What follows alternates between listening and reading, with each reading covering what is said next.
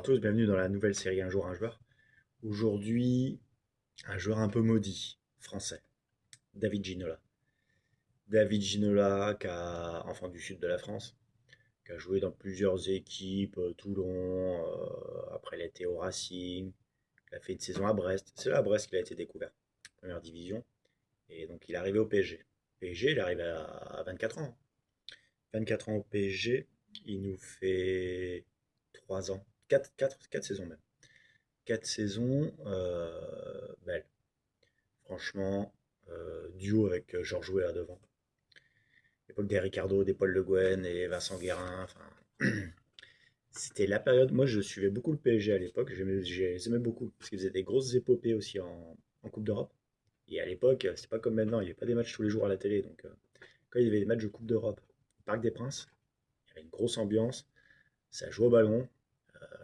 Les fameux matchs où on a éliminé le Barça et où on élimine le Real. C'était du lourd, hein.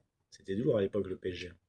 Faut pas croire. Donc, champion en 94, Ginola c'était le capitaine aussi à ce moment-là. Donc, et quand il a fait ses grosses perfs en Coupe d'Europe contre le Real et le Barça, il était surnommé El Magnifico par la presse espagnole.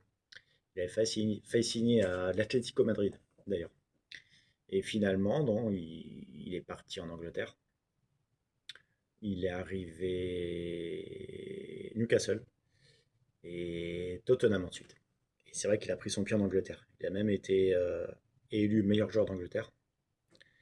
C'était la deuxième fois après Eric Cantona qu'un Français l'était, donc c'était quand même une grosse perf, hein. Un Français qui s'impose en Angleterre, c'était pas comme à une certaine période ou maintenant, hein. Les Anglais, ils accueillaient pas forcément comme ça, il fallait se faire sa place, hein. Ginola en plus c'était un ailier, donc il avait un jeu de dribble, donc forcément il se faisait sécher. Mais non, non, il s'est vite fait adopter par les supporters de Tottenham et Newcastle. C'était une légende de leur club, hein. Il était vraiment beaucoup aimé. Il a pris son pied en Angleterre, après il a même été à Everton et je ne sais plus quel autre club derrière. Et donc voilà, il a pris son pied. Donc il est parti en Angleterre au moment où malheureusement, avec l'équipe de France, pourtant c'était un cadre de l'équipe de France à l'époque, avec Papin, Ginola, Cantona, et 93, ben, malheureusement, le drame, Bulgarie, il nous fait un centre. Des gens ont dit, ouais, t'aurais pu garder cette balle au niveau du corner, pourquoi t'as fait un centre? Oui, pourquoi? Effectivement, il a fait le centre, mais après, il y avait tout le terrain traversé, il y avait tous les autres joueurs français qui auraient pu faire une faute, hein. C'était pas impossible, hein. Donc voilà, donc Gérard Rouillet